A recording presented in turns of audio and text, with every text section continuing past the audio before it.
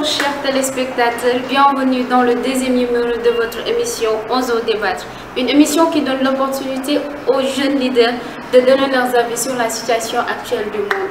Je m'appelle Nafissatou Diaby, étudiante en licence 1 en marketing et management digital à HSM Dakar. Comme vous le savez tous, nous sommes confrontés à une situation de pandémie due au Covid-19, ce qui suscite le débat d'aujourd'hui qui porte sur la question à savoir si l'Afrique peut relever le défi de l'enseignement en ligne. Alors, je vais laisser la parole à mes invités. Bonjour à vous, monsieur Idrissa. Bonjour, mademoiselle Nafissatou. Je m'appelle Idrissa Balé, je suis à HCM, licence 1, marketing management digital. Bonjour, mademoiselle Nafissatou. Je m'appelle Georgine Astoufaï, étudiante en L1 marketing management digital à HSM Dakar. Bonjour à vous, mademoiselle Nafissatou. Je m'appelle Mamdia Radje, étudiante à HSM Dakar et en L1 marketing management digital. Bonjour, mademoiselle Nafissatou. Je suis monsieur Michel Duprèche Dourabadou, étudiant en licence 1 en marketing et management digital au sein de l'école HSM Dakar. Alors, notre débat d'aujourd'hui se portera sur la question à savoir si l'Afrique peut relever le défi de l'enseignement en ligne. Alors, je vais laisser la parole à vous, Idrissa. Pensez-vous que l'Afrique peut relever le défi de l'enseignement en ligne? Mais bien sûr, parce qu'en Afrique, on a énormément de talents. Et pourquoi ne pas mettre en progrès ces talents alors qu'on a de grandes écoles, à l'image d'HCM Dakar, à l'image de l'UVS et plein d'autres écoles en Afrique. Même s'il y a des problèmes, si l'État y mettait du sien, je pense qu'on pourra un jour faire face à ces difficultés. Alors, monsieur Duprèche, quelle est votre réaction face au dire de monsieur Idrissa? Oui, merci pour la parole, mademoiselle Nafissatou. J'aimerais répondre à mon cher collimateur que l'enseignement à distance est une pratique qui a autant existé en Occident, mais qui a des résultats, qui donne des résultats positifs, mais qui n'est pas autant répandu en Afrique.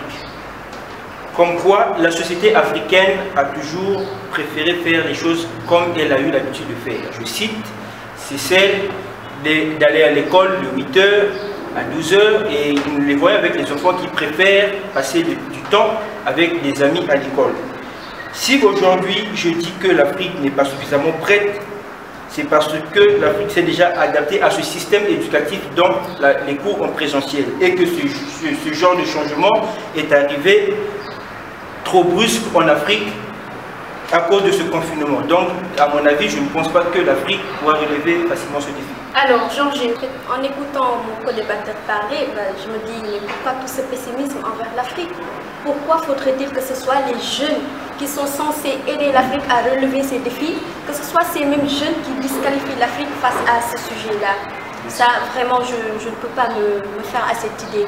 Donc, j'ai envie de leur dire, au lieu de voir les inconvénients, c'est-à-dire juste les problèmes auxquels l'Afrique doit faire face par rapport à ce sujet-là, pourquoi ne pas voir les opportunités?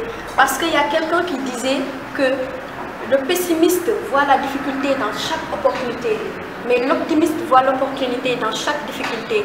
Alors pourquoi ne pas nous atteler à saisir cette opportunité-là aujourd'hui qui est venue avec le Covid-19 et faire en sorte que l'Afrique puisse relever ces défis-là, parce que nous ne pouvons pas ignorer le fait que l'Afrique a des jeunes talents qui sont diplômés des écoles et des universités.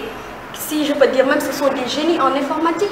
Si aujourd'hui on leur en donne les moyens, mais ils sont capables de mettre sur la table des logiciels, des plateformes qui seront adaptés autant aux besoins des apprenants que des enseignants et même de tout le système éducatif. Alors s'il vous plaît, mes chers co-débatteurs, arrêtons en tant que jeunes Africains de montrer ce mauvais exemple-là de pessimisme qui va pousser nos confrères à aller voir ailleurs pensant que l'Eldorado c'est l'Europe. Alors qu'en Afrique on a le potentiel, il faut déjà qu'on y croit. La détermination et la volonté de notre part, nous jeunes apprenants, avant maintenant de pousser l'État, de motiver l'État à nous rejoindre sur cette tâche-là pour que l'Afrique puisse faire face à ce défi, le relever et même gagner beaucoup plus que nous pouvons l'imaginer dans cette opportunité. Ça devient très même chaud. Alors, Mme Diarra, que pensez-vous de ce que Georgine vient de dire? Là, je tiens à dire à Georgine que l'Afrique n'est pas à son premier coup d'essai de relever de préparer des cours en distance. Nous pouvons prendre l'exemple de beaucoup d'autres pays. Prenons l'exemple de la France. Eux, ils ont déjà commencé à faire les cours en ligne depuis lors, mais ils sont à 30% de réussite selon les ressources qu'on a eu à relever sur ces notes. Mais on peut prendre aussi l'exemple de l'UVS qu'on a créé ici.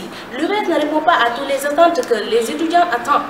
On peut prendre aussi l'exemple des manques de moyens qui s'y trouvent. L'Afrique ne donne pas les moyens qu'il faut pour réussir à ces défis, mademoiselle.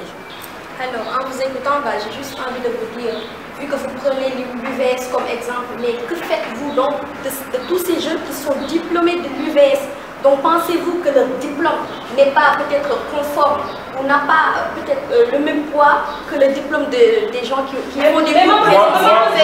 L'Afrique compte 54 pays, l'Afrique compte 54 pays. 54 bonnes raisons de relever le défi, quand même. Vous-même, là, vous contredisez.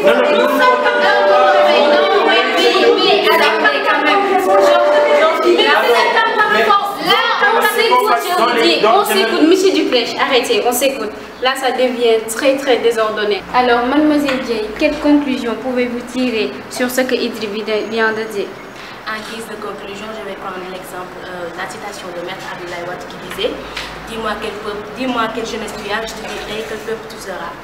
À force de vouloir danser au rythme des Occidentaux, nous risquons de nous briser, non pas d'une seule jambe, mais plusieurs. En guise de conclusion, je vais donner l'exemple de l'aventure ambiguë, là où on dit que lorsque l'âme est faible, l'esprit court un grand risque, car c'est elle qui le protège. L'Afrique que je vois marcher ne pourra pas relever le défi de l'enseignement à distance, parce que d'abord, il faut tout d'abord régler le problème d'inondation, les problèmes d'électricité, les manques d'eau, et donc, à mon avis, l'Afrique a beaucoup à faire pour réussir. Alors, vous aussi, Idrissa, quelle est votre conclusion? Nous restons toujours sur notre position. L'Afrique a de grands hommes, de grandes écoles et les ressources nécessaires pour surmonter les difficultés de l'enseignement. D'accord. Et vous, monsieur Duclèche, quelle conclusion pouvez-vous tirer face au dire de Idrissa? Alors, pour répondre à mon cher co-débatteur, monsieur Idriss, je reste catégoriquement convaincu que l'Afrique ne pourra pas le faire. La raison de dire ça, c'est parce que les autorités africaines ont longtemps dormi. Pourquoi l'Afrique n'a jamais participé à des grands projets du monde? Dès lors, je reste ferme sur mes propos que l'Afrique ne pourra pas relever ce défi. Alors, Georgine, quand M. Duclèche me dit que l'Afrique n'y parviendra pas, que pouvez-vous ajouter? Alors, mademoiselle Lafi, je voudrais dire en guise de conclusion que nous restons campés sur notre position en tant que jeunes Africains optimistes pour dire que si l'Afrique, si les 54 forces d'Afrique, si les 54 pays d'Afrique se lèvent et mettent les moyens qu'il faut, car il y a certes un travail à faire en amont pour être d'accord avec nos co-débatteurs, mais cela ne peut pas empêcher notre chère Afrique de pouvoir se lever et de faire face à ce défi. Et donc j'en appelle à nos autorités qu'ils ne laissent pas s'ensevelir cet optimisme-là qui reste encore chez des jeunes qui croient toujours en notre chère Afrique. Merci beaucoup à vous, chers téléspectateurs, qu'ainsi à mes chers invités. Alors, nous en sommes à la fin de notre débat qui se portait sur la question à savoir si l'Afrique pouvait relever le défi de l'enseignement en ligne. Dans tous les cas, on en conclut que c'est l'Afrique qui doit gagner. On se donne rendez-vous très bientôt sur un autre numéro de 11 ans débat à HSM Dakar pour la deuxième rentrée en marketing et management digital. Merci à vous.